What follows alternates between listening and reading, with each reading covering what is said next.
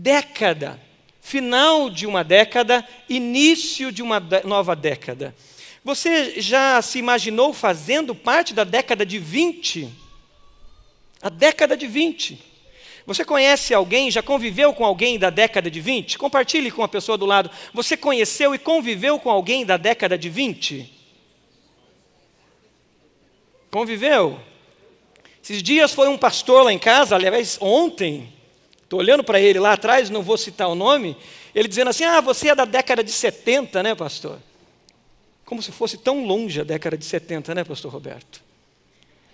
Mas eu convivi com meus avós da década de 20 e convivi com uma pessoa muito querida, muito preciosa, que eu descobri esses dias, que é da década de 20, um pastor da nossa igreja.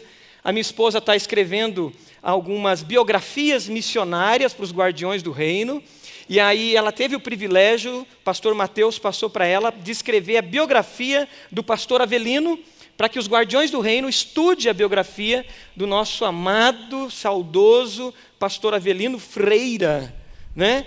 E ele é da década de 20, e eu tive o privilégio de conviver com ele, de aprender demais com aquele homem, saudades demais, e a expectativa de nos encontrar com o Senhor, junto com Ele, no reino da glória, fantástico. A década de 20 foi uma década de deslumbramento. A década de 20, há 100 anos atrás, foi essa década. Uma década onde a modernidade estava assim efervescente, todo mundo encantado com a modernidade. A ciência, o acesso à tecnologia era muito fácil naquele momento. As pessoas mais simples já podiam ter carros, os carros se tornaram populares. O cinema surge, as pessoas começam a ter acesso ao cinema. É tempo de Chaplin, é tempo de grandes nomes do cinema. É a era do jazz, é a era daquelas danças, né, e das músicas, o tempo do jazz, um tempo de prosperidade. A década de 20, o seu início foi um início de muita prosperidade, um início de encantamento. A sociedade em avanço, era o fim da Primeira Guerra Mundial. E agora começa uma nova década, uma esperança, e a modernidade vai dar as respostas para nós.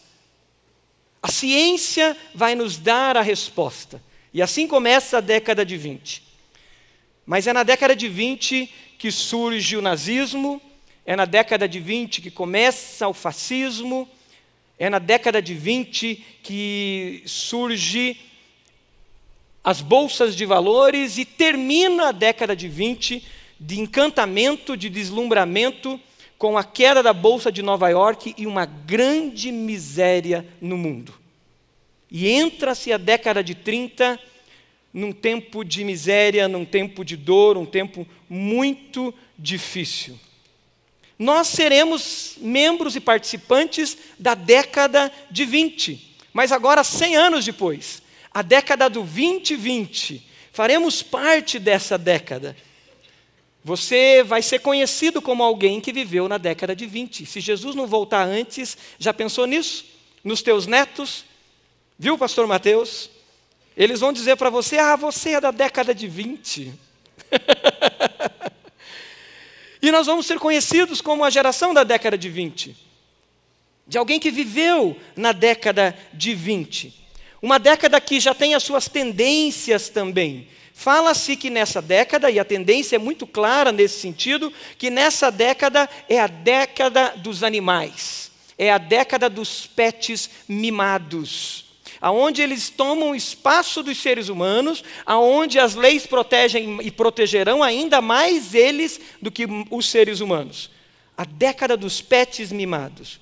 É uma década muito séria, porque fala-se, e a ênfase tem crescido nessa direção, que é a década do além-binarismo. O que é isso?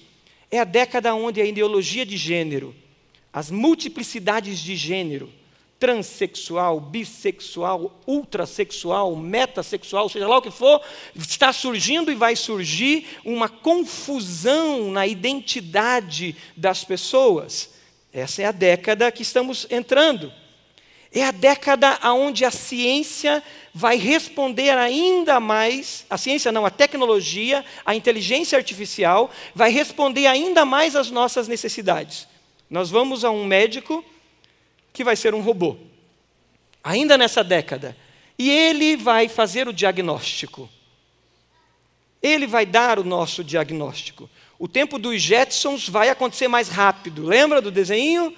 Vai acontecer muito mais rápido. Esse tempo chegou. Os serviços acontecerão ainda mais pelos robôs. Casas inteligentes. A década da longevidade. O ser humano nunca viveu tanto tempo, pelo menos nos últimos centenas de anos. É a década da longevidade. Essa década do conhecimento acelerado, da informação acelerada. Como viver nessa década? Quem aqui já terminou os estudos, está no mercado de trabalho envolvido? Quem aqui já terminou os estudos? Levanta a mão. Alguns, uns 30% já terminaram os estudos, temos uns 70% que ainda não terminou os estudos. Essa expressão, terminar os estudos, geralmente a gente usa quando a gente acaba o ensino médio, quando a gente acaba aquela pós-graduação, quando acaba aquele mestrado, e a gente entra no mercado de trabalho. Muitas pessoas usam essa expressão. Essa expressão, terminar os estudos, dá a ideia de que a vida é compartimentalizada. Então, eu primeiro estudo lá meus 10, 15 anos, depois eu trabalho lá meus 40, 45, e agora mais ainda, quem sabe 60 anos, e aí eu me aposento, e a vida se torna compartimentalizada. O problema dessa lógica de acabar os estudos é que ela passa uma ideia de que essa fase acabou. E isso não é verdade. Nessa sociedade que nós vivemos, sociedade da informação, não dá para parar. O conhecimento, a informação, a necessidade de aprendizado é constante. Você já imaginou se nós tivéssemos um software de atualização ou de autoatualização? Eu troquei de celular recentemente, fui para um Pocophone. E ele não é pouco não, gente, é só o nome. Ele é bem inteligente. Ele me perguntou essa semana se eu queria programar ele para se auto-atualizar, para que ele fizesse o update constantemente sozinho. Imaginou se nós, seres humanos, tivéssemos essa capacidade? Você aperta um botão e você pode se auto-atualizar. Tipo o Tesla, né? Aquele carro super tecnológico. Os caras dormiram um dia, no outro dia, eles chegaram naquele carro e o carro já podia estacionar sozinho, porque ele se auto-atualizou. Ele foi feito um update no software dele, e ele se auto-atualizou. Imagine que a gente pudesse isso. Seria muito bom, né? Mas isso não acontece. Nós, seres humanos, se pararmos, nós desatualizamos. Nós regredimos. Talvez lá antes do pecado, antes de existir a queda, antes de existir essa separação do pecado entre nós e Deus, talvez lá acontecesse isso, não sei. Mas nós não acontece isso. Conosco isso não acontece. Se pararmos, nós retrocedemos. Precisamos constantemente nos atualizar. Como enfrentar então os desafios 2020? Desafios filosóficos, desafios ideológicos, como falamos alguns aqui, a pressão social, a perseguição, principalmente a cristãos, com as suas várias formas, várias facetas, seja a perseguição, como vimos essa semana, do Estado Islâmico decapitando cristãos, essa violência física, ou seja a violência moral sobre nós cristãos que o secularismo traz. Como enfrentar essa nova década se Jesus não voltar nos próximos anos? Os anos 20, eu olhando para 2020 e meditando qual seria a mensagem do Senhor para essa noite, eu olhei para aquele número 2, para aquele outro número 2, não acredito nesse negócio de numerologia, em cabala, nada disso, mas me veio um princípio quando eu olhava para 2020, o princípio 222. E é sobre isso que eu quero falar, é sobre isso que nós vamos hoje meditar, sobre vivermos a próxima década no princípio 222. Você sabe qual é o princípio 222? Você sabe onde ele está na Bíblia? abra lá. 2 Timóteo 2, 2. Ok? Princípio 2, 2, 2. 2 Timóteo 2, 2. Como viver a bênção do princípio 2, 2, 2. Acharam? Se você achou, diga aleluia. Que bom. Poucos acharam, outros vão correr atrás, né? Mas vamos juntos. 2 Timóteo, ou 2 Timóteo 2, 2. O texto diz assim: e as palavras que me ouviu dizer, na presença de muitas testemunhas, confia-as a homens fiéis, que sejam também capazes de ensinar a outros. Está aqui no nosso PowerPoint, vamos ler juntos esse texto? E as coisas que me ouviu dizer, na presença de muitas testemunhas, confia a homens fiéis, que sejam também capazes de ensinar a outros. Esse conselho do apóstolo Paulo ao jovem pastor Timóteo traz princípios poderosos, princípios que nós não devemos abandonar, deixar de maneira alguma. E são princípios que nos ajudam a viver os desafios dessa sociedade, os desafios do próximo ano que vai entrar, que talvez você esteja receoso, com medo. Talvez você jovem, com as questões que você vai enfrentar com a faculdade, você no seu trabalho, você com seus netos, você com seus filhos. O princípio 222, ele traz algo muito importante que está baseado no exemplo de vida do apóstolo Paulo e está nesse pedido de Paulo ao seu discípulo, ao seu filho na fé, Timóteo. A primeira ênfase do princípio 222 é aprender sempre. Você pode repetir comigo? Aprender sempre. Fundamental, sempre aprender. E as coisas que me ouviu dizer na presença de muitas testemunhas. Aquilo, Timóteo, que você ouviu de mim, aquilo que você aprendeu de mim, e não aprendeu somente de mim, mas por testemunhas que realmente declaravam e confirmavam a minha vida, o meu estilo de vida. Como aprender sempre se a velocidade da informação é extremamente rápida? É possível alcançar tudo que nos é oferecido? Temos muita informação. A sociedade é a sociedade da informação. Antigamente, se você queria informação, você tinha que fazer uma assinatura de uma revista, assinatura de um jornal, quem sabe de linhas um pouco diferentes para você ter equilíbrio ali no conhecimento. Você precisava de algo, você tinha que correr para uma biblioteca. Lembra? Você frequentou a biblioteca? Tinha carteirinha de biblioteca? Tinha que correr para lá e tinha que comprar livros. Você queria aprender a fazer um bolo novo. Você ouviu falar de um prato especial. Tinha que procurar alguém que soubesse sobre aquele prato. Senão você nunca ia fazer. Você sempre tinha que correr atrás. O que acontece agora, eu ouvi um barulhinho que fez tim, agorinha aqui, ó. Sabe o que aconteceu aqui na minha esquerda? Alguém não baixou o volume. E chegou, quem sabe, uma receita de bolo. Deve ser o pastor Wellington, né? E assim, a informação bate na tua cara. Você está lá com o teu WhatsApp aberto e a informação vem. E você diz, uau, agora eu posso fazer sushi. Chegou aqui para mim no meu WhatsApp aqui uma receita ensinando um videozinho de um youtuber aí que ensina a fazer sushi. E aí eu aprendo aquilo. A informação está batendo no nosso rosto. Ela está sendo jogada sobre nós constantemente. Não só boas coisas, como más coisas. Elas vêm sobre nós, elas transbordam sobre nós. Isso é muito forte no nosso tempo e é muito ágil. Mas existe uma diferença entre informação e conhecimento. Nós temos excesso de informação, mas temos pouquíssimo conhecimento. Informação, ela é quantitativa. Informação você consegue quantificar, mas o conhecimento é seletivo. O conhecimento depende de nós, como pessoas. Depende de mim, como pessoa. E depende de quem eu sou, depende da minha estrutura, depende da minha formação.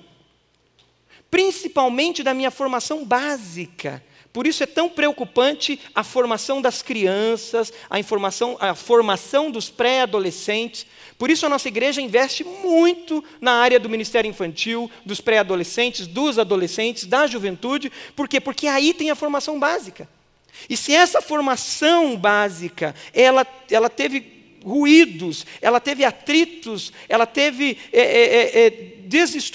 ela foi desestruturada sem fundamentos, ela vai refletir lá na frente.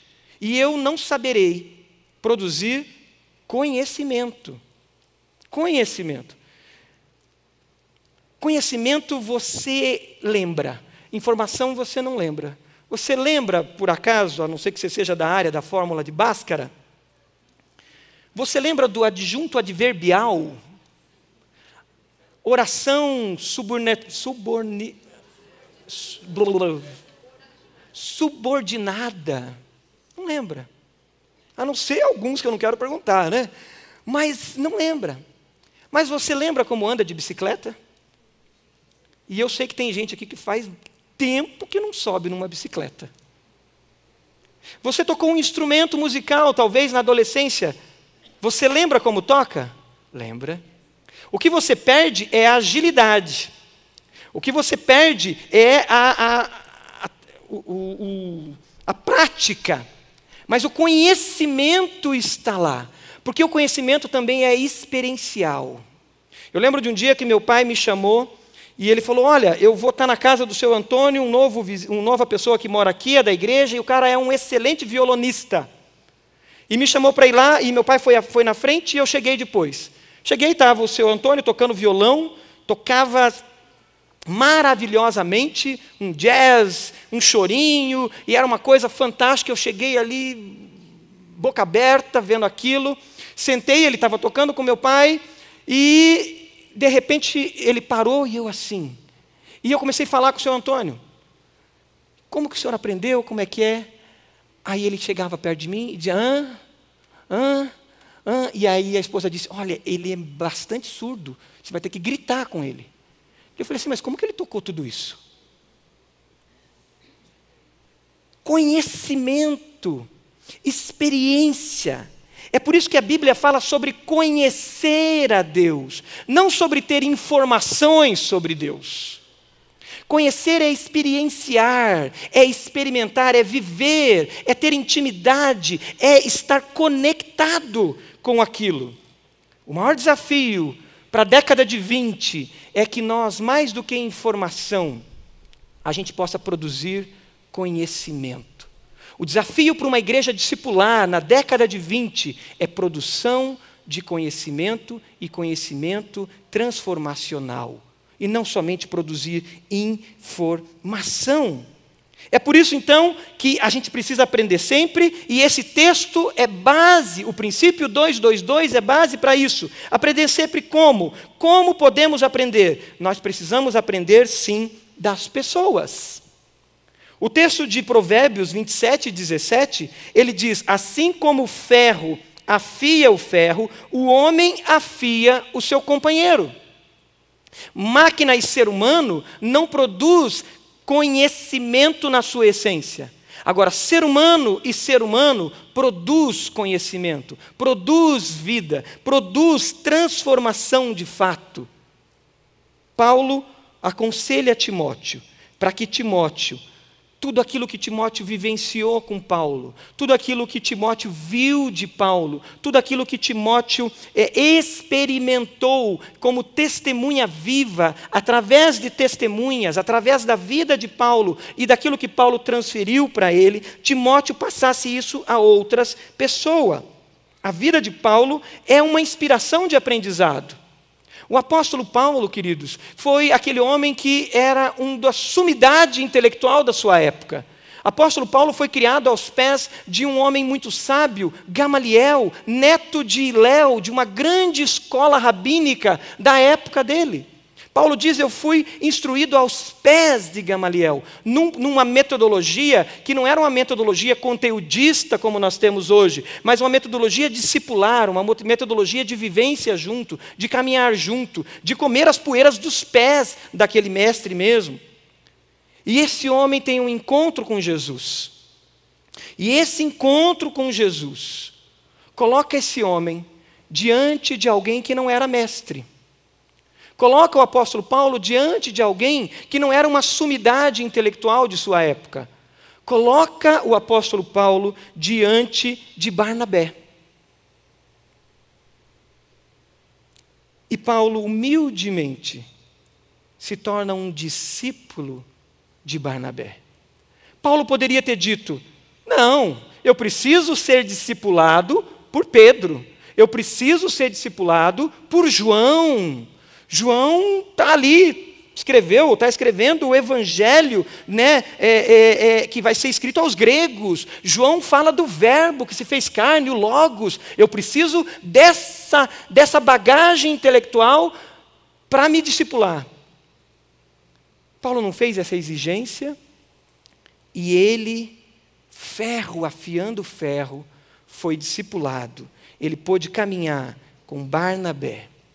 E ali esse homem é forjado no Evangelho. Você tem buscado, tem se permitido ser forjado nesse princípio 222, nesse princípio de aprender sempre, mas de se deixar ser transformado e forjado através de relacionamentos, de vida na vida, de pessoas, às vezes, que você olha e diz: mas qual é a capacidade que essa pessoa tem para me ensinar? Ela tem temor a Deus, ela tem vida de oração, ela tem experiência com a palavra de Deus, com princípios eternos.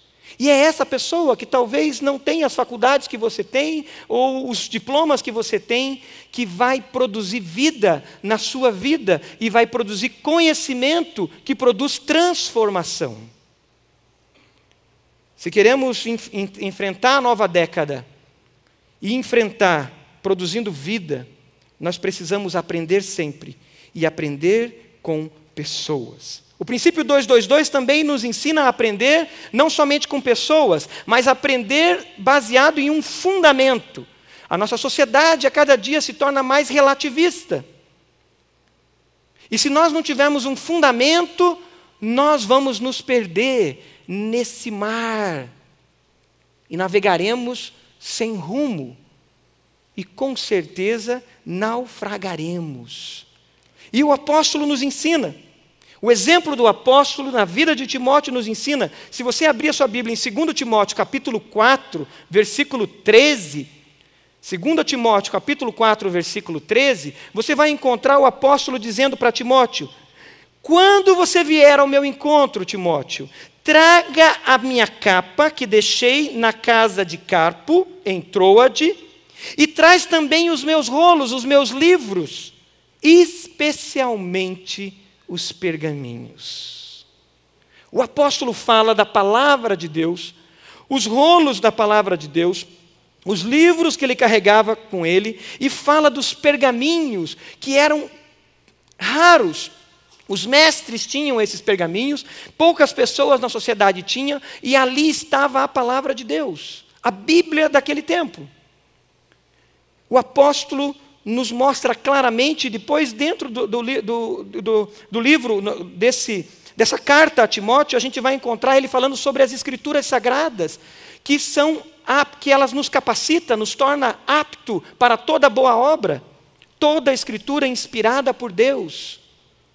E aí nós precisamos disso, se queremos realmente enfrentar a próxima década e viver a bênção desse princípio 222. Precisamos de fundamentos claros. O excesso de informação tem trazido para nós muitos evangelhos falsos. Quando nós lemos o Novo Testamento e nós encontramos ali que nos últimos dias surgiriam falsos profetas, e isso é muito comum no Novo Testamento, avisando a gente do perigo dos últimos dias, eles começaram a viver isso nos últimos dias, os falsos profetas começaram a surgir, mas os falsos profetas antes não entravam dentro da sua casa. Hoje os falsos profetas moram conosco. E a gente, ao zapear, a gente, ao navegar, a gente se alimenta de muitos falsos profetas. Por isso que é muito importante a gente entrar 2020 na escola bíblica, alinhando a palavra de Deus, a tua leitura da palavra de Deus, com aquilo que a sua comunidade de fé crê, com aquilo que a Bíblia Sagrada prega, e não com os evangelhos que são criados por tantos mestres, falsos mestres, que surgem dia após dia. O evangelho da autoajuda, o evangelho do sucesso, o evangelho do triunfalismo, de que eu posso tudo, eu suporto tudo, eu sou mais e mais e mais que vencedor. Nós precisamos estar preparados, aprendendo sempre com pessoas que estão fundamentadas na palavra de Deus, aprendendo sempre da palavra de Deus. Por isso a gente está falando tanto do Clube da Bíblia, para que você vá para a fonte, vá para a palavra de Deus, vá para a escola bíblica, vá fazer um CFI, e quando as pessoas falarem, quando você ver um falso mestre dentro da sua casa, ali no YouTube, ali no Facebook, ali no Instagram, e ele dizendo algo, você vai dizer, mas isso não bate bem com o evangelho que eu aprendi, isso não bate bem com a palavra de Deus. No princípio 2:2:2, a gente aprende com pessoas, a gente aprende com a Bíblia Sagrada como fundamento, e a gente aprende com os processos. Aprender sempre. E os processos são fundamentais. Os processos, e aprender com os processos, não bate com o evangelho triunfalista. O evangelho triunfalista diz que você não vai ter dor. O evangelho triunfalista diz que você vai orar e vai declarar e tudo vai se resolver. O evangelho do coach, ele diz que você tem força, você tem poder, você é capaz, você só precisa acertar o teu foco, alinhar as suas habilidades e as suas competências. Mas o evangelho de Jesus diz o que o apóstolo Paulo diz no versículo 3 do princípio 2:2:2. O versículo 3 diz assim: Timóteo, suporte comigo os sofrimentos. Suporte comigo os sofrimentos, como um bom soldado de Cristo Jesus. A nossa sociedade 2020, da nossa década de 20, é a sociedade ainda mais do instantâneo. E o instantâneo tem matado o puro evangelho. Porque muitos dos nossos líderes, eles não leem mais a Bíblia. Eles não gastam tempo com a palavra de Deus, com bons livros, com boa literatura. É Ctrl+C, Ctrl+V. E a gente não busca mais profundidade. A gente não busca mais a essência. E nisso a gente está bebendo água suja. E se alimentando de água suja, de alimento contaminado. E aí o fruto do Espírito não se desenvolve. E aí uma geração que não aguenta a pressão. É uma geração que não aguenta passar por um momento de sofrimento, porque tudo é instantâneo. Tudo é muito rápido. A resposta é muito rápida. Se eu tenho que fazer um TCC, o TCC agora eu faço em 3 semanas. Antes eu levava 1 ano, 2 anos. Eu tinha que ler muito. Tudo acontece muito rápido. E o domínio próprio, a longanimidade, a paciência, a perseverança têm ido embora. E se na empresa apertam demais, eu espano, eu saio. Não é para mim. Eu nasci para ter as respostas rápidas. Eu nasci para ter o sucesso rápido. Eu nasci para alcançar objetivos altos. Então, aqui eu estou sendo explorado, eu vou embora, eu vou para outro lugar. A inteligência emocional cada vez se perde mais. Não se sabe mais como administrar um conflito, como trabalhar com diferenças, ter paciência e perseverança. E a gente perde aquilo de mais essencial de um ser humano. Aquilo de mais valoroso de um ser humano. Que é deixar que o ferro afie o ferro, para que a gente desenvolva à luz da palavra de Deus, um homem segundo a imagem de Cristo. E aí a gente pega aquele versículo que diz que todas as coisas contribuem para o bem daqueles que amam a Deus, e a gente faz uma canção. E dezenas de canções são feitas, muitas vezes, por grupos teológicos que não creem no evangelho da Bíblia, mas creem no evangelho triunfalista. E a gente diz, eu sou bom mesmo e todas as coisas contribuem para mim, para o meu sucesso, para o meu bem. E a gente põe isso na cabeça e esquece do versículo da frente, que diz que todos nós fomos predestinados pelo Senhor para sermos conforme a imagem do seu Filho. E todas as coisas contribuem para o bem, sim, porque quando eu estou passando pelo sofrimento, pela luta, pela dificuldade, eu estou vivendo o processo. Eu estou vivendo o caminho. Porque quando nós entregamos a nossa vida para Jesus, nós entregamos para viver no caminho. Nós entregamos para viver na jornada. A gente não entrou numa autobahn, a gente não entrou numa freeway, nós não entramos naquelas estradas que foram construídas para dar velocidade, velocidade, velocidade, que elas atravessam montanhas, que elas furam, atravessam rios, quilômetros, e o objetivo dela é que você faça uma viagem em 1 hora. Nós entramos num caminho, numa jornada. Eu lembro um dia que fui a um sítio de um tio meu, e nós fomos do sítio à cidade. E aí fizemos o caminho, levou quase 3 horas caminhando. E eu lembro que, junto com meu pai perguntou para ele e disse assim, por que esse caminho é tão longo? Não poderia ter sido mais rápido, em linha reta? E ele contou a história daquele caminho. Aquele caminho era mais longo porque os antigos donos daquele sítio, eles construíram aquele caminho, e aquele caminho ia à cidade, é verdade, mas ele passava por uma casa, que era uma das filhas do dono do sítio, e passava por uma outra casa, que era a casa do... Não lembro o nome que no catolicismo eles usam muito, compadre daquele sitiante, e depois passava pela casa de um outro filho. Não existia pressa para chegar na cidade. Existia uma intencionalidade de caminhar, de estar no caminho. E estar no caminho era crescer, porque eu não ia somente à cidade fazer compras, eu ia passar na casa do meu filho, passar na casa do compadre, e passar na casa de um outro filho, e eu ia à cidade. Jesus é o caminho, porque Ele nos coloca numa direção de crescimento. E no caminho, você vai às vezes subir uma montanha, e você vai dizer, mas eu estou olhando ali, é tão mais rápido aquela autobahn.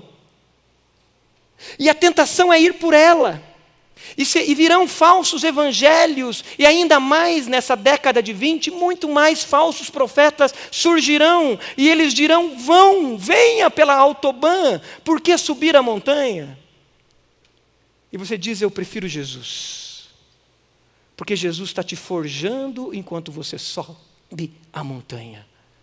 E Jesus está fazendo o que Romanos capítulo 8 diz, todas as coisas contribuem para o bem. E à medida que você sobe a montanha, e à medida que você está transpirando, e à medida que você está suado, cansado, você olha para a cruz de Cristo e diz, eu compartilho contigo, Senhor, dos seus sofrimentos. Romanos capítulo 8.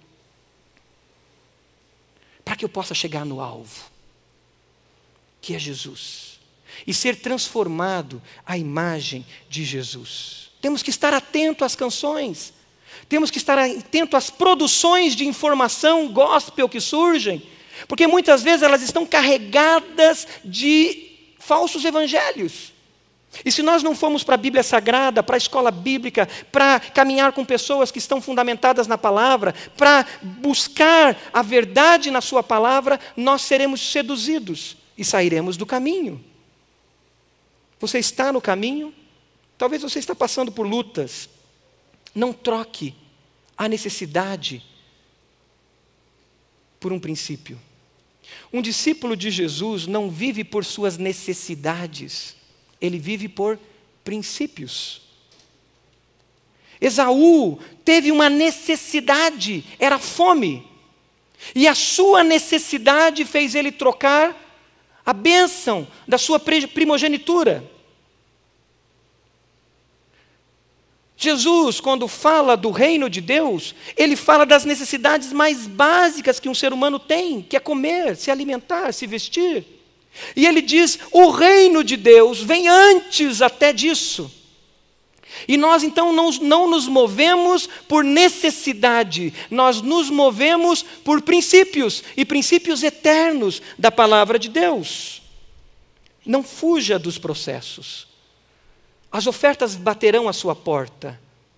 A necessidade dirá, vai por aqui. Necessidades físicas, necessidades emocionais, necessidades de toda sorte. Mas você vai ter que dizer, eu não troco a bênção. Eu não troco a bênção por nada. Não troque a bênção por uma necessidade. Deus está usando os processos na sua vida para te forjar. Ele está usando os processos para te tornar essa mulher melhor.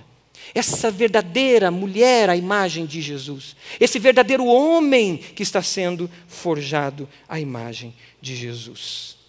Aprenda então, discipularmente. Aprenda nas vivências discipulares. Aprenda sempre tendo a Bíblia como fundamento, como base da sua vida. No princípio 2:2:2, e já que a gente fala de 2, esse sermão só vai ter 2 pontos, tá? Então fiquem mais tranquilos. No princípio 2:2:2, você não só aprende sempre, mas você ensina sempre. E ensina para multiplicar. E é isso que o texto base diz, 2 Timóteo 2:2 nos ensina. Ele diz assim, e as coisas que me ouviu dizer, na presença de muitas testemunhas, confia a outros homens fiéis, que sejam também capazes de ensinar outros homens. O que ele está dizendo é, tudo que você aprende, tudo que você apreende, tudo que você assimila de conhecimento, de transformação na sua vida, você vai confiar a outras pessoas. Esse era o foco do ministério de Jesus.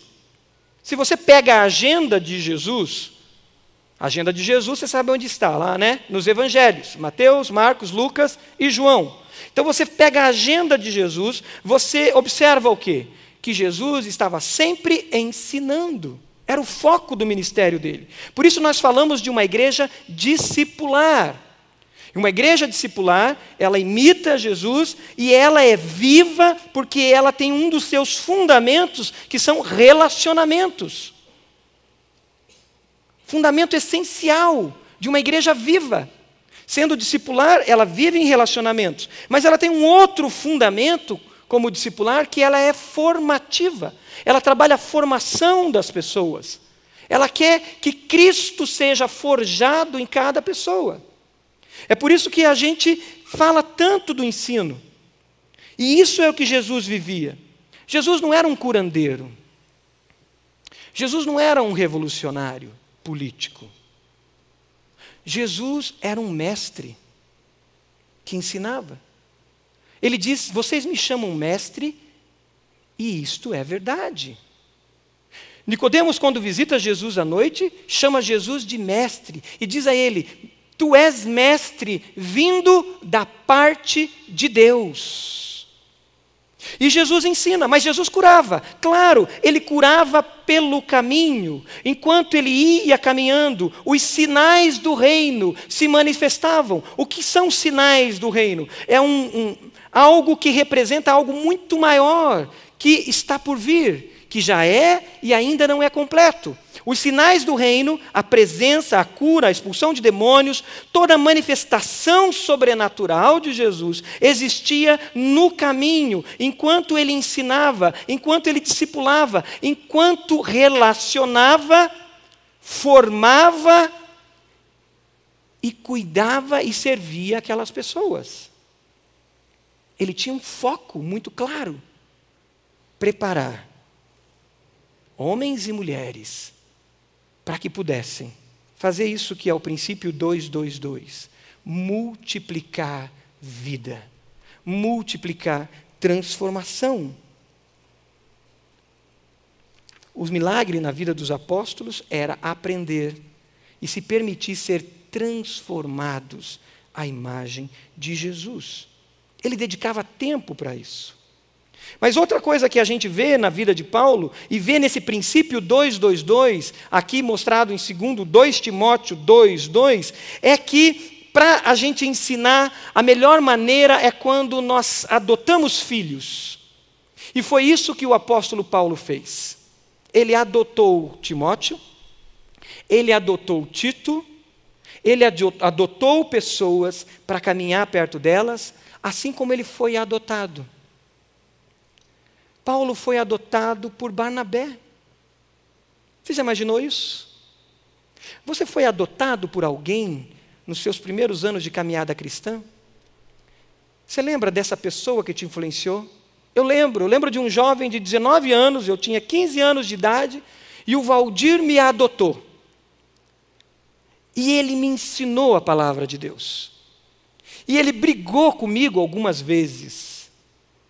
E algumas vezes foi duro. Eu lembro de um dia que a gente foi a um culto nas Assembleias de Deus, tinha uma estante de livros, falava sobre as alianças, e ele perguntou para mim o que eram as alianças, e eu não soube responder, e ele, como você não sabe uma coisa dessa? E me deu um catatal de livros para que eu lesse, mandou ler o Antigo Testamento, mandou ler Hebreus, eu fui adotado.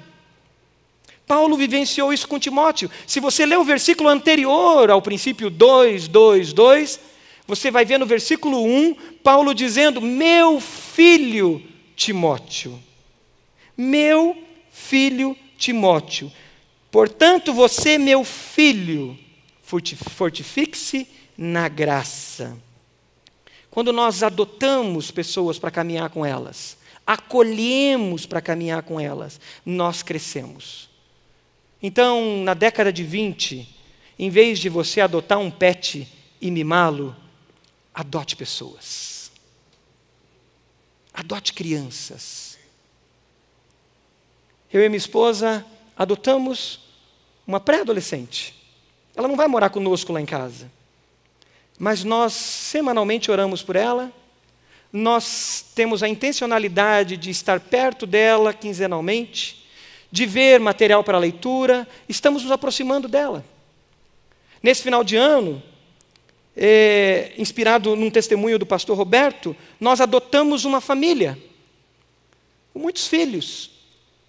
Além de um presente, nós queremos abençoar ainda mais. Adote pessoas. Invista na vida de pessoas. O nosso projeto Educa, do nosso Ministério de Compaixão e Justiça da nossa igreja, tem dezenas de crianças que precisam de alguém intercedendo por elas, que precisa de alguém que esteja mais perto, chegue perto do pastor Natal, do pastor Silvanir, de toda a equipe do Ministério de Compaixão e Justiça, das células que já adotaram ali o projeto Educa, e veja como você pode ir além do dar uma oferta. Quem sabe vai ser aquele tempo que você caminharia com o pet, que você não vai caminhar com o pet, você vai investir em vidas. E você vai caminhar uma vez por semana com um adolescente. Aqui no nosso Ministério de Adolescentes, na sexta-feira, e você vai ser discipulador, mentor de um grupo de adolescentes. Ou você, como casal, vai vir no sábado, vai chegar perto do pastor Rômulo e vai dizer, pastor Rômulo, eu quero estar aqui como casal e eu estou me dispondo aqui para os namorados, para os casais, junto com o pastor Tiago, lá com os jovens casais, ou nos pré-adolescentes com o pastor Mateus, e você vai dizer, eu quero discipular esses pré-adolescentes, esses adolescentes, esses jovens, eu quero estar perto das crianças no ministério infantil, eu quero adotar vidas, assim como Barnabé fez com Paulo. E você vai olhar depois e vai ver, Senhor... Eu lembro de adolescentes que caminhei junto, e hoje eu vejo eles e eu digo, glória a Deus. Crianças que estive perto, assim como Barnabé devia olhar para Paulo e dizer, obrigado, Senhor, porque eu fui canal de bênção na vida do grande apóstolo Paulo. Não era fácil o homem, mas hoje é o grande apóstolo Paulo, o ferro afiando o ferro. pais espirituais, pais na fé. Ensine sempre igual Jesus, ensine sempre adotando filhos espirituais e ensine sempre oferecendo seus dons e talentos para multiplicação. Porque o que o apóstolo Paulo fala nesse princípio 2:2:2, tem um princípio da multiplicação. Você vai ensinar a pessoas e você vai ensinar de uma maneira que ela ensine outras pessoas.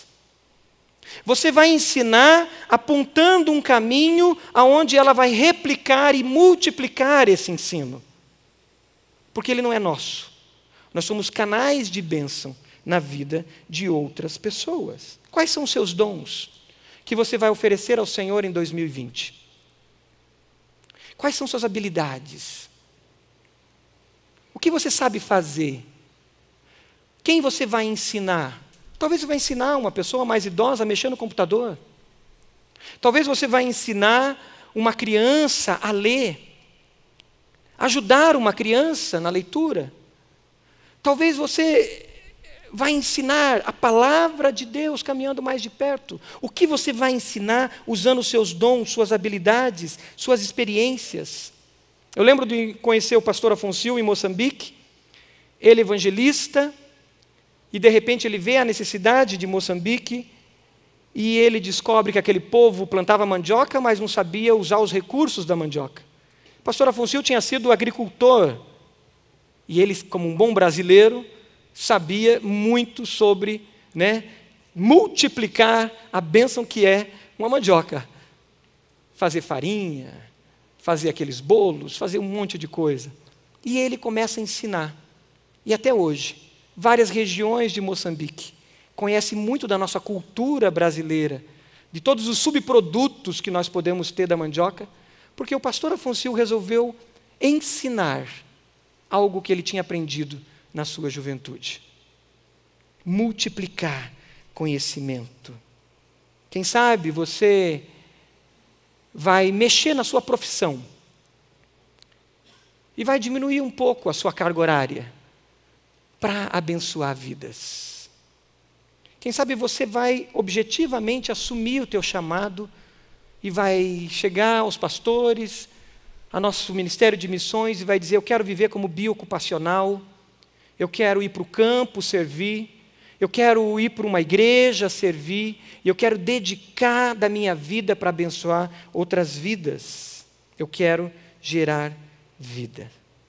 No princípio 2:2:2, você aprende sempre, fundamentado na palavra de Deus, e você ensina sempre, multiplicando vidas. Você tem aprendido? Você recebeu esse cartão que nós vamos usar no dia 31, mais especificamente. Mas agora é hora de você começar já a usar. Num lado desse cartão tem motivos de gratidão. E do outro lado tem alvos. Eu quero já te desafiar a viver o princípio 2:2:2, que é a palavra que nós temos hoje, a colocar aqui como alvo o que você vai dedicar para ensinar outras pessoas.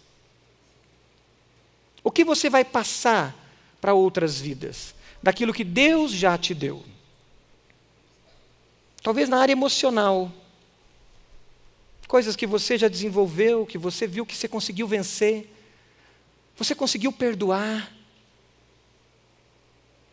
Na vida familiar, na vida devocional, ou coisas que você acha tão simples, como na arte da culinária. O que você sabe fazer?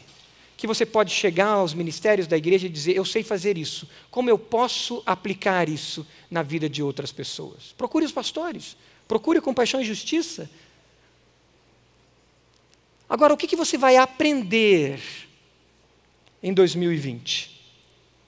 Aquele curso que está engavetado há tempo e que você está temeroso? É tempo de dar um passo de fé? Aquele mestrado que você está enrolando?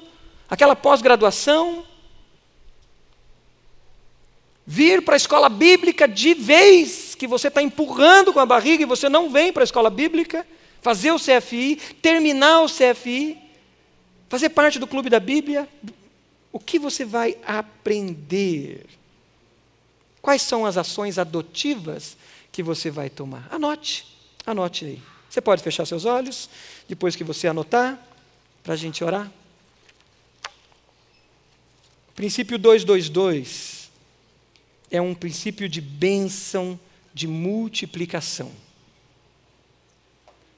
Enquanto você está anotando, ou você que já anotou está orando, a bênção da multiplicação, ela só acontece quando a principal semente da multiplicação está em nós, que é Jesus.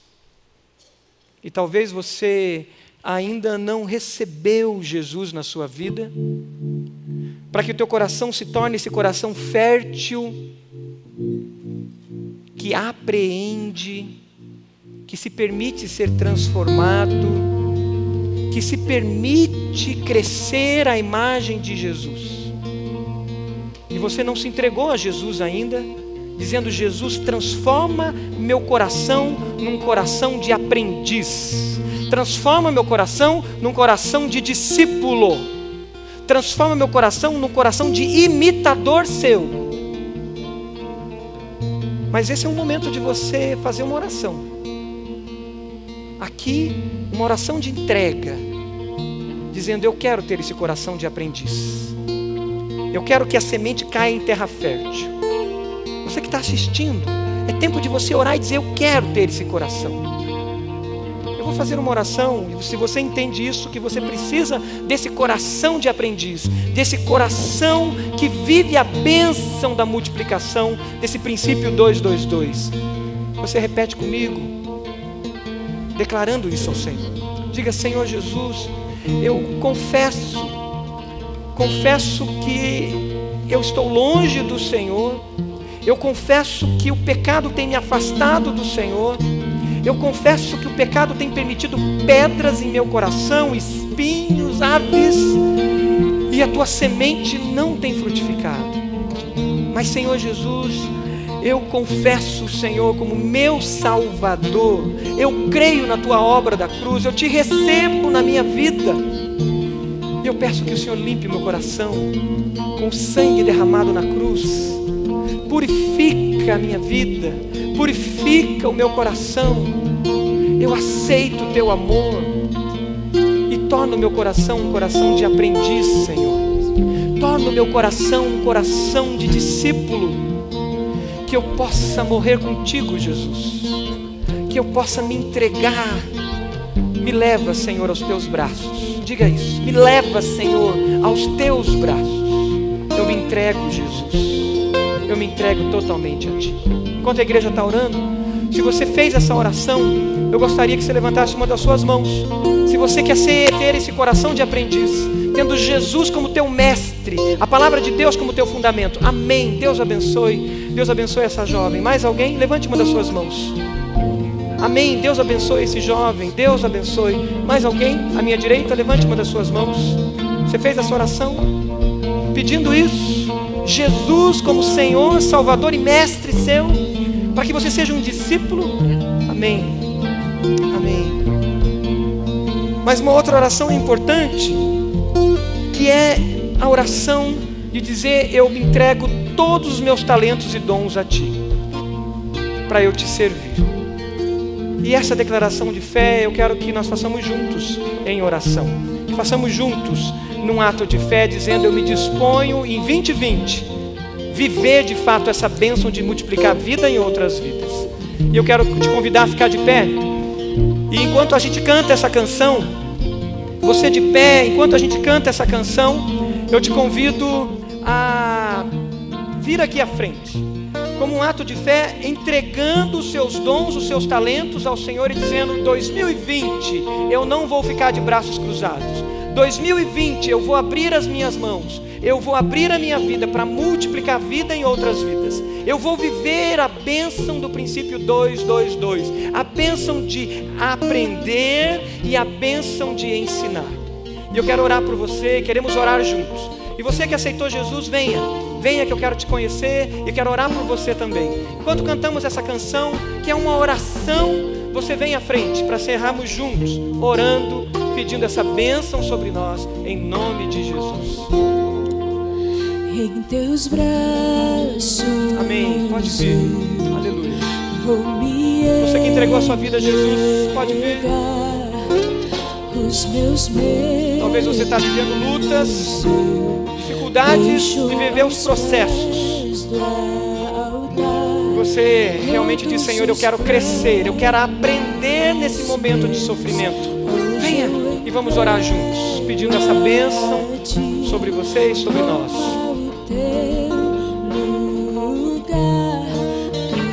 Bem-vindo aqui, vem sobre nós, manda tua chuva nesse lugar.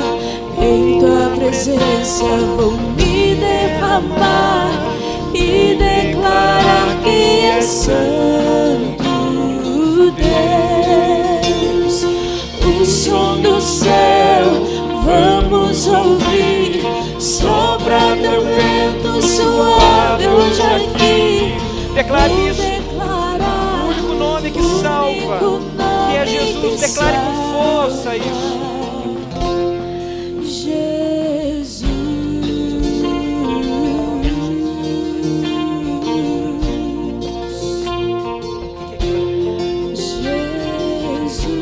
Você pode dizer o nome de Jesus, esse nome que é sobre todo nome. Força.